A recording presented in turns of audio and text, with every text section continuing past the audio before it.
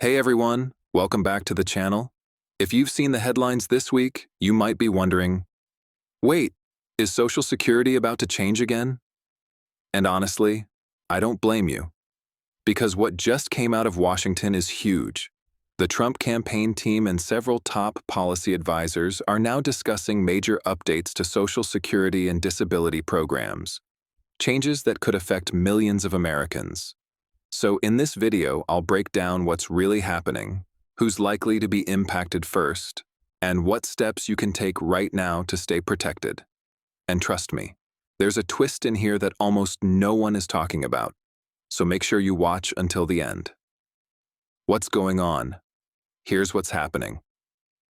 According to multiple reports from Politico, Reuters, and CNBC, a new Social Security reform outline being discussed by Trump's economic team focuses on two key areas: tightening eligibility for disability and early retirement programs, introducing a work credit requirement for certain age groups before benefits can be accessed. Now, officially, they're calling this a modernization effort, something meant to protect Social Security for future generations. But critics say it could make it much harder for older or disabled Americans to qualify for benefits they've already earned. Here's the controversial part. One draft proposal reportedly suggests changing the way occupational adjustment is calculated. That means the system would assume that older workers can more easily adapt to new jobs, even if they have limited skills or chronic conditions. Sound familiar? It's similar to that grid rule debate we talked about before. But this version goes even further. Real people, real impact. Let's make this real. Imagine you've worked construction your whole life. You're 54, your back and knees are shot, and your doctor says you can't lift heavy weight anymore. Under current rules, Social Security understands that retraining you for an office job at that age isn't realistic. But under these proposed changes, the system might assume you can adapt, meaning your disability claim could be denied. Or take another example, a home health aide in her late 50s who develops severe arthritis. Under this new model, she might be told to find alternative employment instead of receiving benefits. We're not just talking about numbers here. We're talking about people who built this country and are now being told to keep working no matter what. Why are they doing this? Now here's what the Trump team is saying in defense. According to statements made at recent rallies and policy briefings, they argue this is about cutting fraud and waste, making sure Social Security remains solvent for decades to come.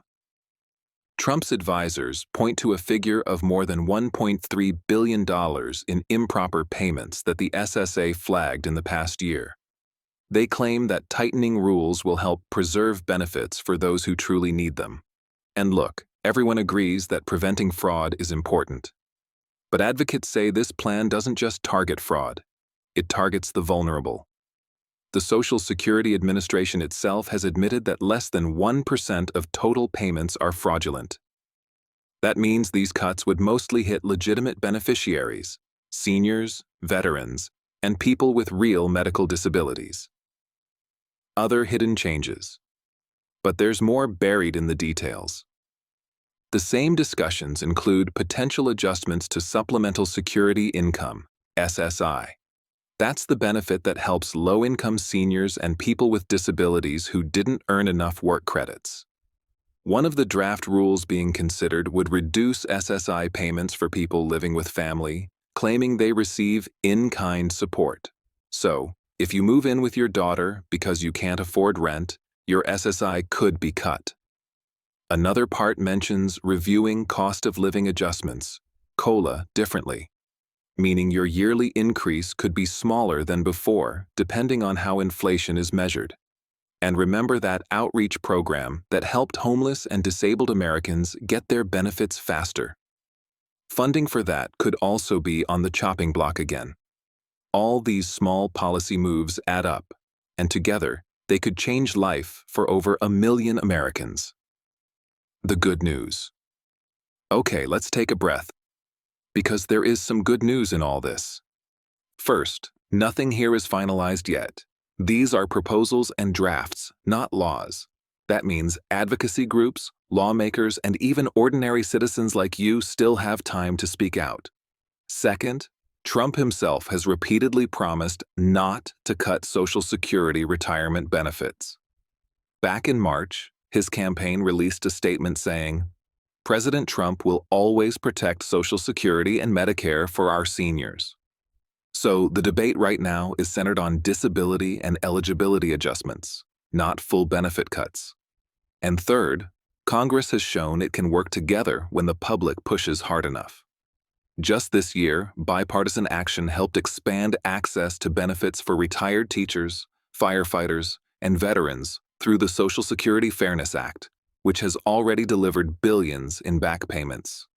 So yes, there's hope, but it depends on how aware and active people are right now. What you should do now. Here's your action plan. Because knowledge is great, but action is better. Step 1. Start documenting.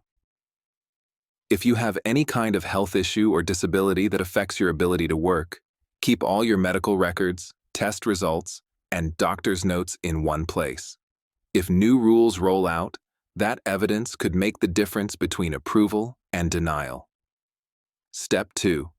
Apply early. If you're over 50 and thinking about applying for disability, don't wait. Get your paperwork started now while current rules are still in place. Step 3. Contact Congress. Call your local representatives, send an email. Tell them you oppose any changes that make it harder for Americans over 50 or disabled workers to qualify for benefits. Congressional offices do track these messages, especially during election season. Step 4. Stay alert, but don't panic. If you're already receiving benefits, these proposals likely won't affect you immediately. But watch for official letters or updates from the SSA and respond quickly to anything that looks important. Step 5. Connect with advocacy groups.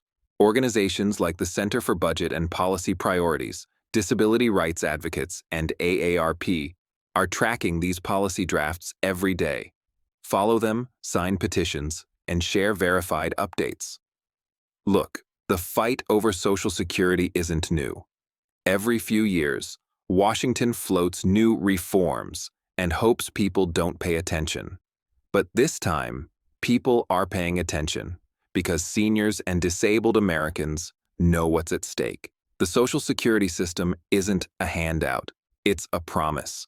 A promise that if you worked, paid in, and got sick or too old to continue, your country would have your back. That promise is what defines us as a nation. And it's worth defending.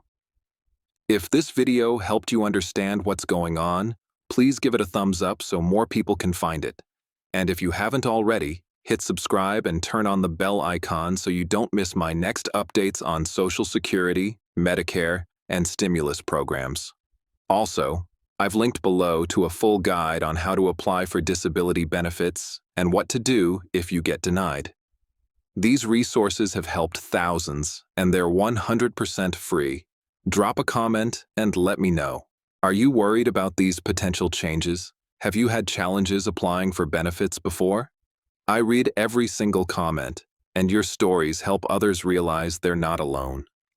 Thanks so much for watching, and I'll see you in the next video.